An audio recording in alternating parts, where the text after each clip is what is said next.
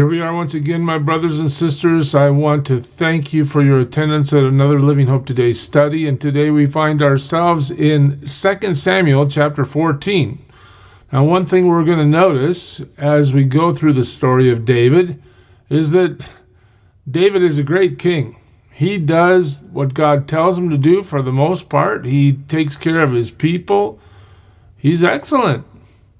But in his own personal moral life and his own personal family life, things aren't always quite as good.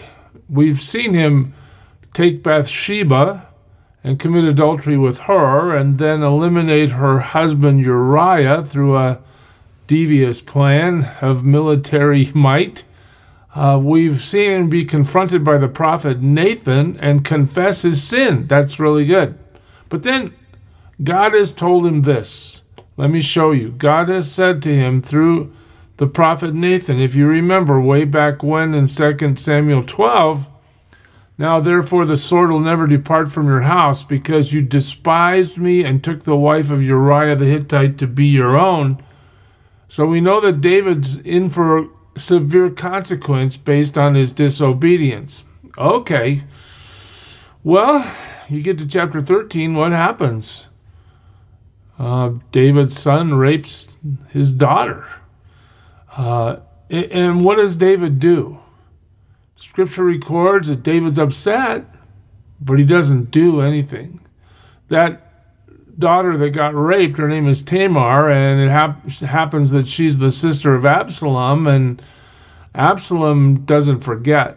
He doesn't do anything for a couple years, but he finds a way to get Amnon separated, and he kills him or has him killed. More trouble. Absalom flees. What does David do? Well, he's upset, but he doesn't do much. And look how the text continues as the story unfolds. Joab, that's David's military commander, son of Zeruiah. I wish I could say these names better. Please excuse me. Knew that the king's heart longed for Absalom. Okay, so we know that he misses him. So Joab sent someone to Tekoa and had a wise woman brought from there. He said to her, pretend you are in mourning, dress in mourning clothes, and don't use any cosmetic lotions. Act like a woman who spent many days grieving for the dead. Now, remember, when Nathan confronted David, what did he do? Well, he came up with sort of a parable, a story about a rich man and a poor man, and how the rich man took the poor man's only lamb. Well, now we see David, he's about to be confronted with another story. This one originates through Joab, but the wise woman that's been selected is going to go to tell David a story to get his reaction. Joab tells her, then go to the king and speak these words to him. And Joab put the words in her mouth. He told her what to say. When the woman from Tekoa went to the king, she fell with her face to the ground to pay him honor, and she said, help me, O king. Now we know that this is all just made up from here in terms of the story. The king asked her, what is troubling you? And she said, I am indeed a widow. My husband is dead. Your servant had 2 sons. They got into a fight with each other in the field, and no one was there to separate them. One struck the other and killed him. Okay, so we lost a husband, and we lost one of the 2 sons in this made-up story. All right, she goes on. Now the whole clan has risen up against your servant. They say, hand over the one who struck his brother down so that we may put him to death for the life of his brother whom he killed. Then we will get rid of the heir as well. In other words, they're going to take the property. They would put out the only burning coal I have left, leaving my husband neither name nor descendants on the face of the earth. So there's the story. David, you need to do something. I know that murder's judged by capital punishment, but this is my only son. Isn't there any other way? Can't we fix this some other way? Well, the story goes on. The king said to the woman, go home, and I will issue an order in your behalf. So David's saying, yeah, okay, I'll grant your request. We'll make sure this only son of yours is not killed. But the woman from Tekoa said to him, my lord the king, let the blame rest on me and on my father's family, and let the king and his throne be without guilt. Watch this. The king replied, if anyone says anything to you, bring him to me, and he will not bother you again. What's happening? Well, they have this thing called the avenger of blood, the one in the family who avenges the murder of one of the members of the family, right? She said, then let the king invoke the Lord his God to prevent the avenger of blood from adding to the destruction. What does that mean? It means he's going to come kill my last son if you don't intervene, king. Let's go, so that my son will not be destroyed. As surely as the Lord lives, he said, this is David, not one hair of your son's head will fall to the ground. What's happening here? Well, David's willing to forsake protocol and the rules to protect her last son, even though her last son has murdered his brother. Anything in David's family where there was a brother murdered by another brother? David didn't do anything about that, but now that he's talking to this lady, well, he is presented with this hypothetical story. Now he's willing to do something. Okay, David. Then the woman said, let your servant speak a word to my lord the king. Speak, he replied. Here we go. Here comes the confrontation. The woman said, why then have you devised a thing like this against the people of God? When the king says this, does he not convict himself? For the king has not brought back his banished son. Oh, hey, David, this well-crafted story presented by this wise woman from Tekoa has just trapped you. You haven't brought Absalom back, have you? You haven't done anything in your own family. You've judged what I wanted to hear in my hypothetical story well. That son who killed his brother isn't going to be executed, but what about your son? Like water spilled on the ground, which cannot be recovered, so we must die. But God does not take away life. Instead, he devises ways so that a banished person may not remain estranged from him. Look at this, David. Why aren't we worried about Absalom? And now I have come to say this to my lord the king, because the people have made me afraid. Your servant thought, I will speak to the king. Perhaps he will do what his servant asks. Perhaps the king will agree to deliver his servant from the hand of the man who is trying to cut off both me and my son from the inheritance God gave us. And now your servant says, may the word of my lord the king bring me rest. For my lord the king is like an angel of God in discerning good and evil. May the Lord your God be with you. King, you're doing it right in terms of my story, but you're not doing it right in terms of your own son. You're a good king, but you're a bad dad. And then the king said to the woman, do not keep from me the answer to what I am going to ask you. Let the Lord the king speak, the woman said. So now David's going to ask her some things. Isn't the hand of Joab with you in all this? So David's wisdom surfaces here. He understands he just got set up.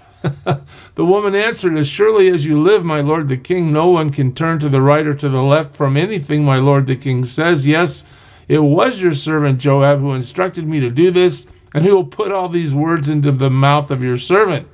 In other words, okay, king, none of this was really happening, but Joab put me up to it, and I followed through. Your servant Joab did this to change the present situation. My Lord has wisdom like that of an angel of God. He knows everything that happens in the land. And the king said to Joab. So now the focus has moved from David and the woman to David and Joab. Very well, I will do it. Go bring back the young man Absalom. Okay, I judged rightly in this lady's hypothetical story.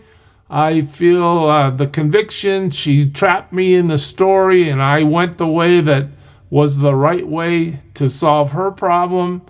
I guess I better go the right way to solve my family problem too. Go get Absalom. All right. Joab fell with his face to the ground to pay him honor and bless the king. Joab said, "Today your servant knows that he has found favor in your eyes, my lord the king, because the king has granted his servant's request." And Joab went to Geshur and brought Absalom back to Jerusalem. And we're waiting now for this big reunion and happy occurrence where father and son are reunited. But what does David do? Then Absalom said, "If not, please let my brother Amnon come with us." Oh, I missed something in that verse. But the king said, "He must go to his own house. He must not see my face." What? What? So Absalom went to his own house and he did not see the face of the king. Are you serious? So you went through all that, David, to bring him back, but you're not going to talk to him? You're going to put him off to the side somewhere? In all Israel, there was not a man so highly praised for his handsome appearance as Absalom.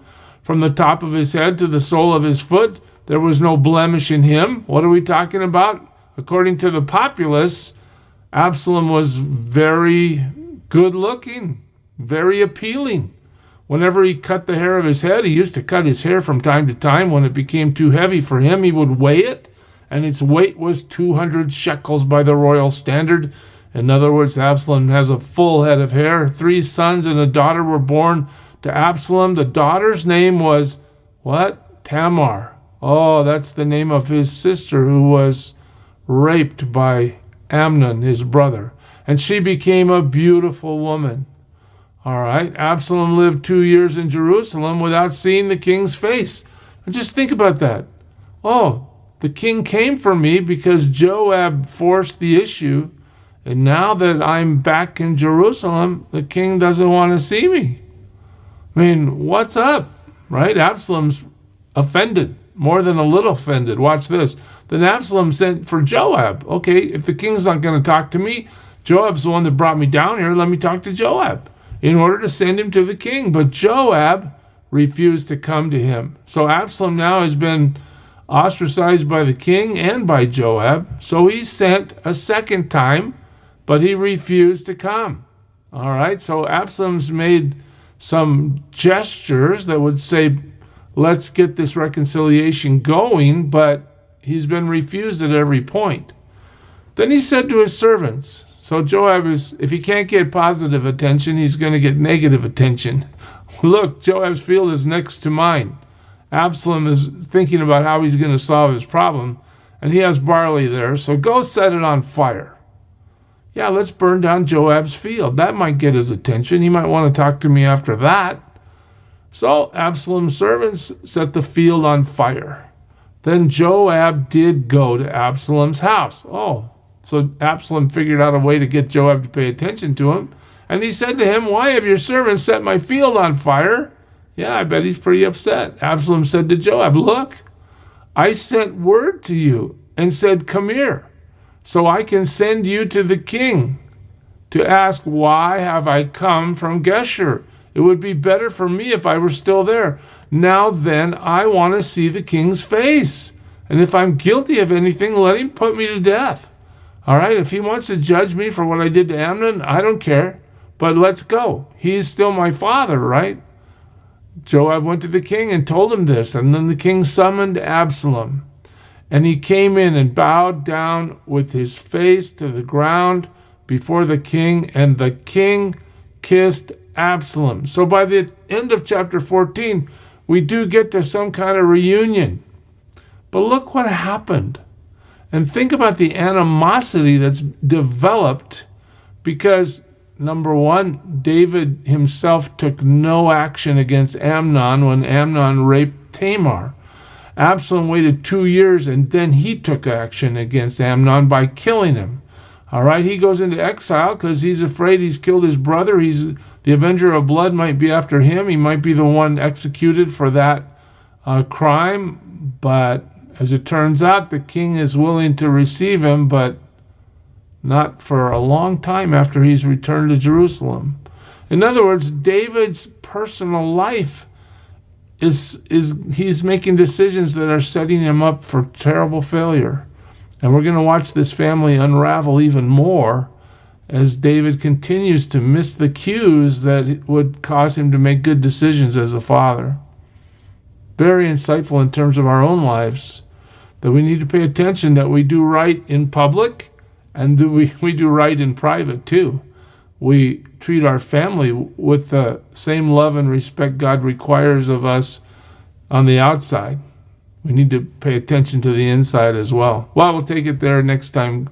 God bless you, church. Serve him well. Who is it who for sinners shed his blood, and now for cleansing all can plunge beneath that flood? It's Jesus. But do you know who he is?